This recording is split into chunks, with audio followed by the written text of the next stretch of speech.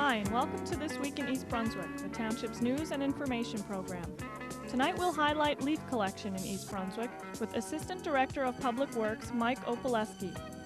Deer make fair game in town next week, and Parks Department Foreman Victor Romatowski talks about open hunting areas. November's activities at the Senior Center included the annual Holiday Craft Bazaar and this week's health screening for resident members. Tonight, Adrian Eisner counsels the consumer on use of pesticides in the home, and School's Information Officer Amy Fisher introduces us to the new drama teacher at East Brunswick High School. This week, the Township Council continues to seek information on just who is responsible for damages to the lot of the Old Bridge Volunteer Fire Company caused by erosion and runoff. And in connection with this, they have tabled a decision to release performance bonds for the neighboring Indian Forest development. All this and more tonight on This Week in East Brunswick. But first, here's a look at what's happening next week on Channel 8. Monday at 10 a.m., it's Look Great, Feel Great with Lenore Kulick. At 10:30, we bring you stories from the library with children's librarian Carol Phillips. Tuesday evening at 7, Psychology in Action examines an obsession with perfection. At 7:30, Paul Hansen hosts You and Your Money. On Business Bylines at 8, John Runyon discusses the mayor's long relationship with community businesses. Wednesday night at 7:30, Amy Fisher hosts Spotlight on Education with guest high school principal Charlie King and a look at what's new at the high school. Wednesday at 8, our holiday special features children's theater with a performance by the Shoestring Players. This Week in East Brunswick returns Thursday night at 7 and 8. At 7:30, Let's Talk Health offers a report from the Citizens Committee on Biomedical Ethics. Check the Channel 8 program guide for rebroadcasts of the week's shows. Hi, I'm Amy Fisher, and I'm the Information Officer for the school system. Today, I'm at East Brunswick High School with Steven Solera, who's our new drama coordinator. Hi, Steve. Hi, Amy. How are you? Good. You're getting ready for a new drama club production, your first Yes. one here? Yeah. Can you tell us about it? Yeah, it's kind of like my own creation, and it's a little bit different, I think, than maybe something that has been done here before, hopefully to keep up the kind of quality that's, been associated with East Brunswick High School. It's really based on a lot of world literature. And there's some music, there's some drama, there's some comedy, there's lots of comedy. And I think it's going to be a very enjoyable night. And when will this be produced? This will be shown on the Friday and Saturday nights of December 9th and December 10th. There is a show that's going to happen on that Thursday, which is the 8th also. And we are hoping that people will attend that also. At the moment, that's not a scheduled show, but I've been told that if we can get enough people on advanced sales, that, that could be a show night. It could be negotiated. So I make an appeal to people to maybe come on a Thursday night and support us. We could use it. And the tickets are $3.50? They are. They're $3.50 a person. Senior citizens, of course, are free. And how can anybody get a ticket if they wanted one? Well, I suppose the best way is to, come down here. We have a big, huge auditorium. It's 750 people. 750 people can be seated. And we're just in the throes of getting the tickets made. And there are no advanced seating in the sense of if you have a particular ticket, you sit in a particular row. So please come down and buy your seats. A lot of the kids come here and they buy tickets for their parents, and the teachers buy them here too. So, or give a call. Give a call to East Brunswick High School. We're going to set something up so that maybe we can put some tickets on reserve. Okay, and could you tell us a little bit about your background since this is your first year here? Well, I had done professional acting for a number of years, and I did some shows in New York and some spots on some soaps and little movie work. And then I began to teach at the college level. I taught at Rutgers and Montclair State and Seton Hall and Essex County College, County College of Morris, and City University.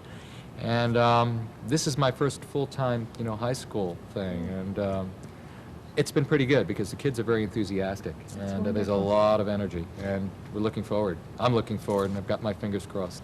Well, we're going to see a little bit of your rehearsal now, so maybe it will get people interested in coming to the show. Oh, I hope so. And good luck on December 9th and 10th. Thank you, and thank you. Thanks for being here. Oh, thank you for the interview. I appreciate it very much, really. Don't scream! Give me your purse! I wasn't going to scream. I was going to try and discuss this with you. It won't work. 3 times this week, broads discussed me out of taking their pocketbooks. Now I gotta live too, you know. Faster than the speed of light. Oh my God. More powerful than an express train. It's Leaps over buildings in a single bound. Superman! Ha ha ha! That scoundrel won't harm you again, madam. Else we'll have to deal with Superman. What is this, a gag? Indeed, no, madam. Superman doesn't gag. Once again, for ticket information, call 613-6900. Hello, I'm Michael J. Opaleski, Assistant Director of Public Works. As you can see, once again, it's the leaf season. What I'm trying to prevent is the ability for our crews to stop work. As you can see in the background, we have our leaf crew working very heavily into the leaf pickup. What we're going to try demonstrating today is the ability of how the homeowner can help us collect the leaves faster and easier. What we're looking to do is that if the leaves on a loose pile can be raked approximately 1 foot from the curb, this will stop curb damage by the machine that picks up the leaves. It would be more efficient also for us in a quicker collection. So we're asking the homeowner if he could possibly bring the leaves out 1 foot from the curb line, but not into the middle of the street. That bringing it out from the curb line 1 foot will also allow drainage to take place and will not clog the storm drains in the area as previously done over the weekend when we had a major rainstorm. These are a few hints from Public Works Department to assist us in the collection of leaves. We are dedicated to the collection, and we do have a bag drop-off center at the Public Works Center if you wish to bag your leaves and haul them to our center at 4 Hearts Lane. The collection that goes on a yearly basis collects approximately 12,000 cubic yards of leaves. So we do need your assistance to complete this program in the time frame that has been established. Thank you for your cooperation.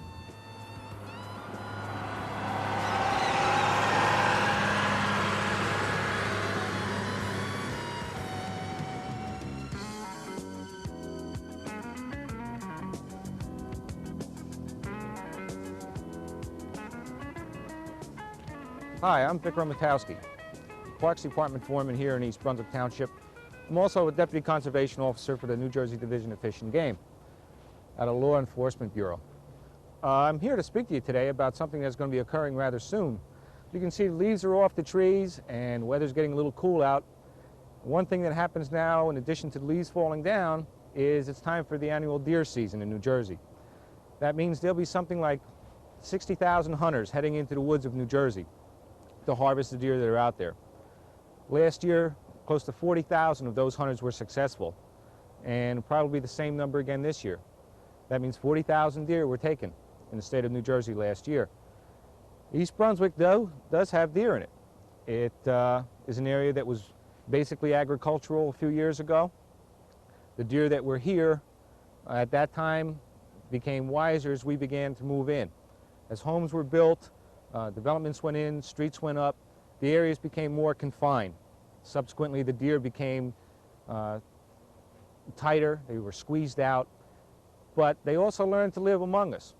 A lot of the people that are out there hunting deer in New Jersey right now don't like to hunt what we call the backyard deer or the urban deer. They're a lot wiser than their country counterparts. In the state of New Jersey, the state law reads that you have to be 450 feet from an occupied dwelling to discharge your firearm or your bow and arrow.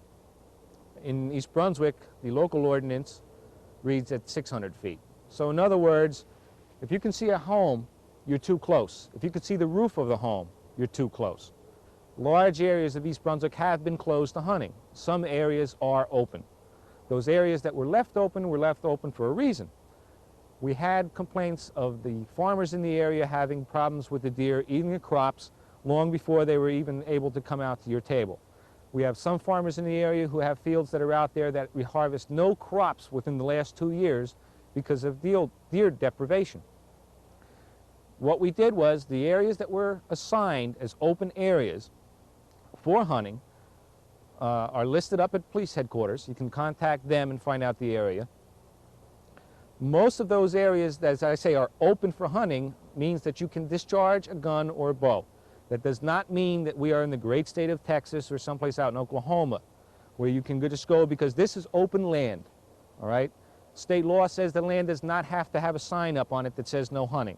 State law says that you have to secure the owner's permission before you go out onto that property. State law also says that if you are caught in violation of the trespass law, that you can lose your license for up to 2 years and then go back to your training course again. The only reason we do that is because hunters who don't have the courtesy enough to obey the property owner's rights will receive no courtesies from the Division of Fish and Game. The areas that are out there that are now posted as being closed are basically residential areas. The Frost Woods area are closed. Community Park here is closed. Bicentennial Park is closed. Now this is closed for all hunting. All discharge of all weapons in all parkland is closed. Main area that's open in East Brunswick right now is Port Street and Helmetta Boulevard. That's county property. Okay, that is open for hunting.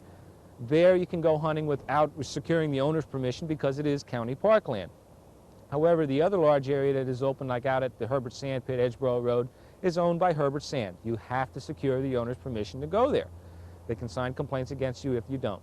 When you're on rural streets, Church Lane, Riva Avenue, Beekman Road, Dunham's Corner Road, especially during the fall time of the year now when the deer are really moving, you have to watch out for them. All you're going to see is a shadow crossing the street in front of you.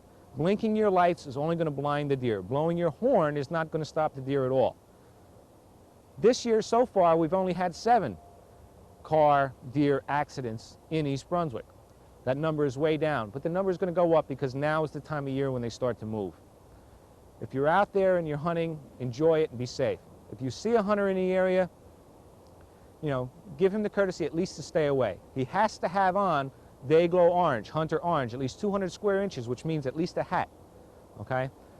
You can pick that out from a long way off. If you can see it, you're a horseback rider or you're a jogger or whatever, and you see a hunter in the area and it's an open area for hunting, please, just give him the right of way, because you're not dressed in that color orange. He might not see you, but you definitely know that he's there. Back off a little bit, all right? And we'll all be a lot safer for it. If you are in an area where it's closed and you see a hunter in the area, contact police headquarters. They'll handle the problem. The firearm deer season in New Jersey is going to run from December 5th through December the 10th. That's Monday through Saturday. That's the annual deer harvest week. There are additional firearm days that fall well through the end of the year because of different seasons and different permits that are allocated. But the primary number of hunters that will be out there between December the 5th and December the 10th. Let's be safe. Let's give everybody a little bit of room and enjoy what's out here. They're enjoying themselves their recreational way. You can enjoy yourself your recreational way, and everybody will get along. Thank you, and we'll see you again. The Senior Center's annual holiday bazaar was held on November 20th, featuring homemade crafts, home-baked goods, used books, a raffle, and some white elephants.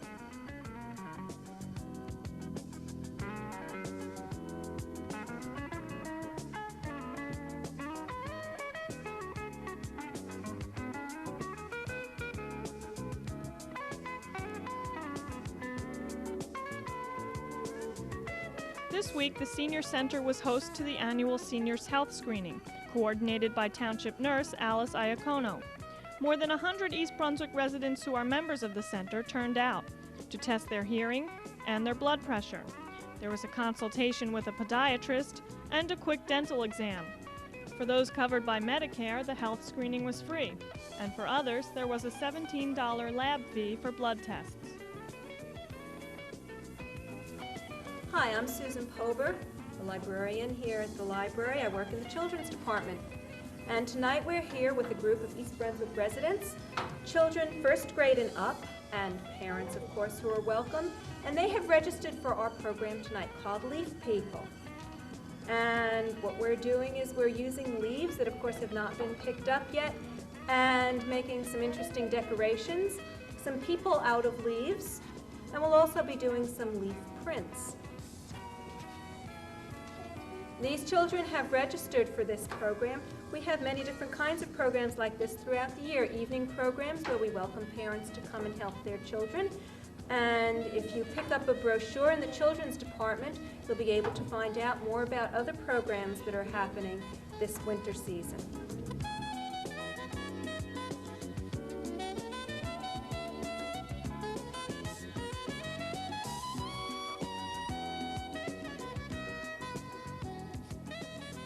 Has your child ever come home with a paper looking like this, maybe crying to you that he or she is stupid, can't learn?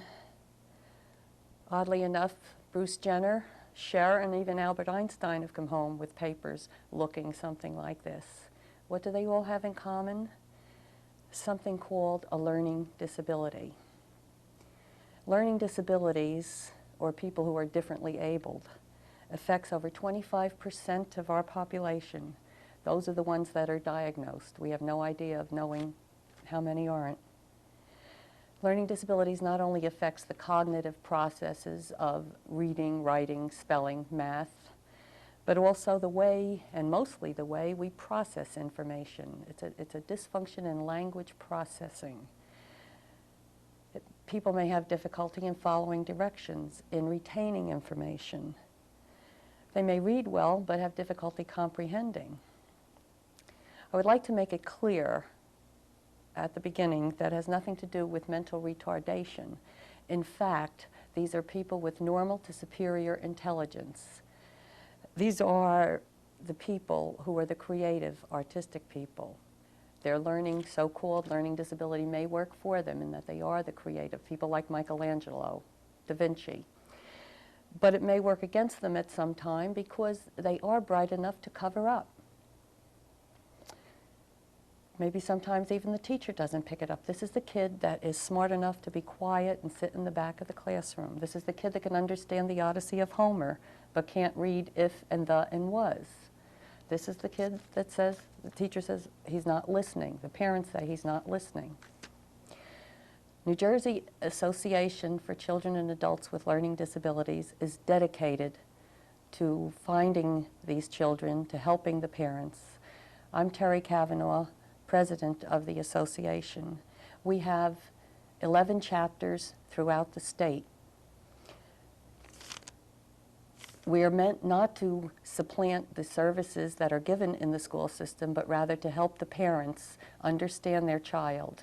The educated parent is the best advocate for the child. If you would like more information on our organization, we would be more than willing to help you. We would be happy. That's what we're here for. We have a free parent packet that can be yours for either writing or calling our state association, the New Jersey Association for Children and Adults with Learning Disabilities, 640 Ocean Avenue, West End, New Jersey, 07757. The phone number is area code 201-229-1919. Remember, learning disabilities are nothing new. Understanding them is. Thank you.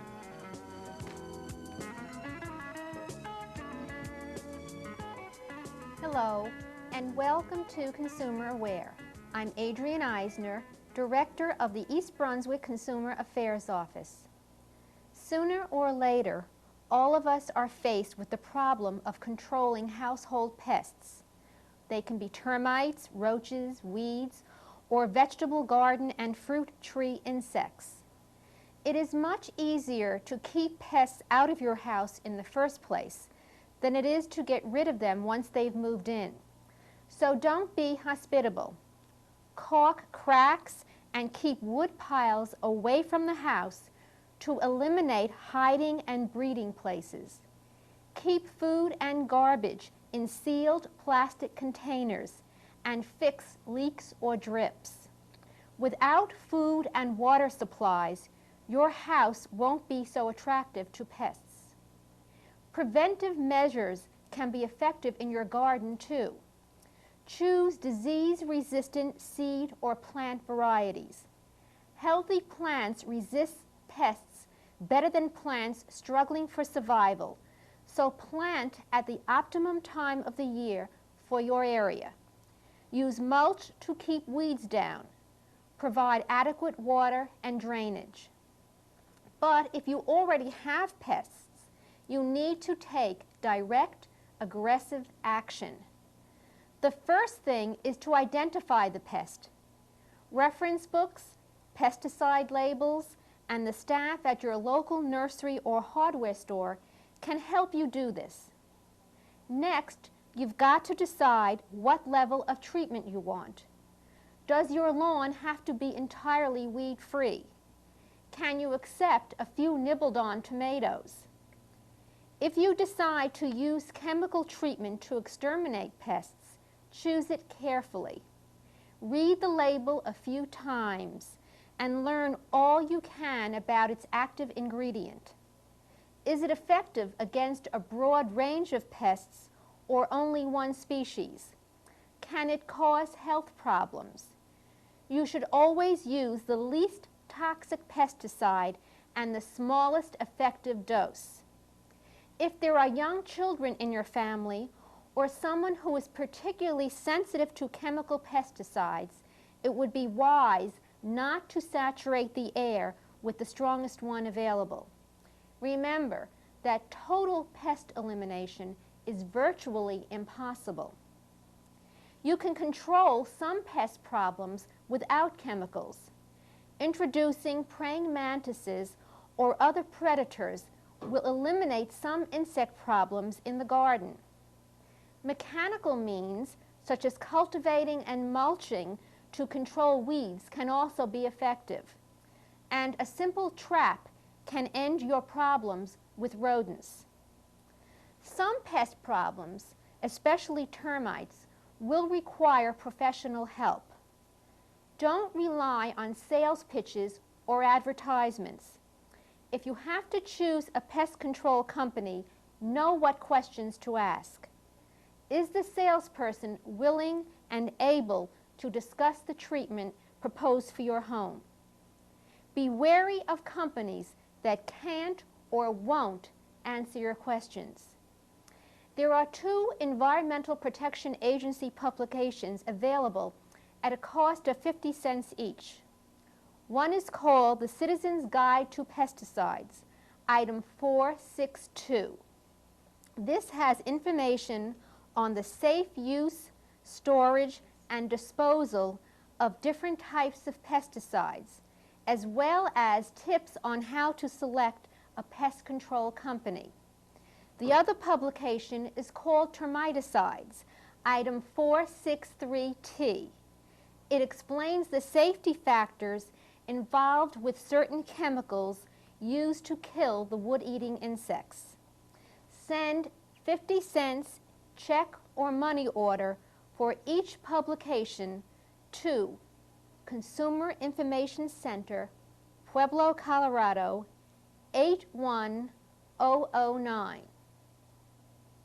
If you have any further questions on pesticides or any consumer-related problems, please contact us at the East Brunswick Consumer Affairs Office. We're located in the municipal building. We're there Monday through Friday from 9 a.m. until 5 p.m. The telephone number is 390-6954. Call us with any questions or problems. Thank you for joining me on Consumer Aware. See you again next time. Firefighters made a slide presentation at Monday's council meeting to demonstrate the extent of damage on the property of the Old Bridge Volunteer Fire Company at the corner of Fern and Old Stage Roads. The erosion and runoff of nearby land has caused years of silting in the parking lot. Freeze and expansion each winter has harsh effects on the asphalt. The silting has also caused unmanageable weed growth and sick trees. The fire company claims construction of condominiums at the Indian Forest development had severe drainage problems. In seeking reparations, they have asked the Township Council not to release performance bonds for completed Indian Forest Sections 7 and 8. And they say their damage estimates are complete, yet conservative, about $15,000. The attorney for Indian Forest developer and East Brunswick resident Sam Wanderer wants to know what the bond release has to do with the fire company's claim. Performance bonds ensure completion of the development specifications. The attorney says Indian Forest will make good on any damage that the fire company can prove was caused by their construction activities. Fearing a loss of leverage against the developer, should a court find him responsible for any runoff, the Township Council has tabled a decision on release of the bonds, as they did at the last action meeting. That's all for now. Thanks for watching.